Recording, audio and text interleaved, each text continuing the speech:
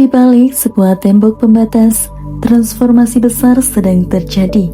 Lapas Pasuruan tidak hanya menjadi tempat pembinaan, tetapi juga menjelajah sebagai pusat produktivitas pangan, sejalan dengan Asta Cita Presiden Republik Indonesia, serta 15 program akselerasi Kementerian Imigrasi dan Pemasyarakatan. Lapas Pasuruan membuktikan bahwa pembinaan yang efektif mampu melahirkan kemandirian yang nyata. Hamparan hijau, kangkung dan sawi tumbuh subur berkat ketekunan para warga binaan. Ini adalah wujud nyata transfer keahlian yang membekali mereka dengan keterampilan bernilai tinggi untuk masa depan. Nama saya Ali Wafi, saya dari Jember. Pertama saya di penjara di Jember. Habis itu saya dilayar ke Pasuruan sini. Saya jenuh di sini, akhirnya saya di pertanian.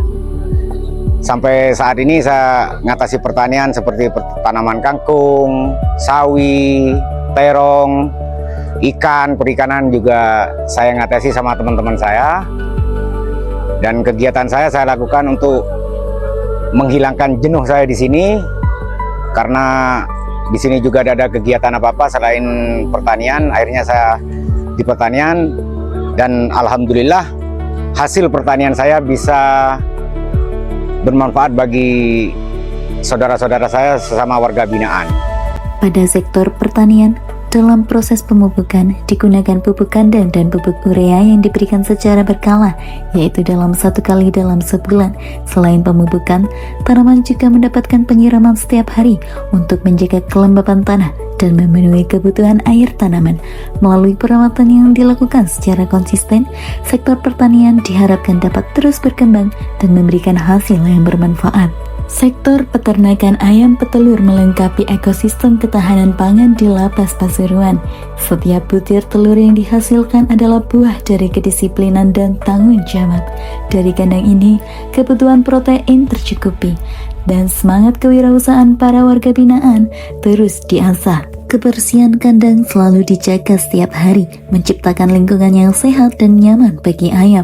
Dalam pemenuhan kebutuhan pakan, ayam selalu diberikan campuran konsentrat 124P, jagung seleb dan juga begatul. Selain itu, ayam juga diberikan vitamin dan stimulan untuk mendukung produktivitas dan produksi telurnya. Dengan perawatan yang dilakukan secara konsisten, kegiatan peternakan ini diharapkan dapat menghasilkan telur secara optimal, sekaligus mendukung kemandirian dan produktivitas warga binaan.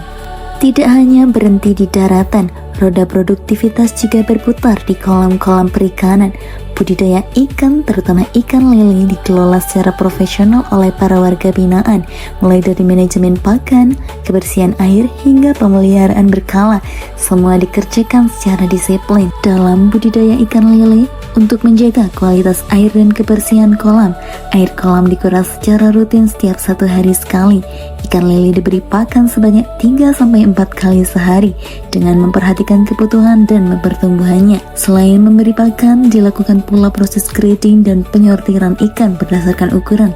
Ini ditujukan untuk mengelompokkan ikan sesuai ukuran sehingga pertumbuhan dapat lebih terkontrol. Melalui perawatan yang rutin dan terarah, budidaya ikan lele diharapkan untuk menghasilkan ikan yang berkualitas.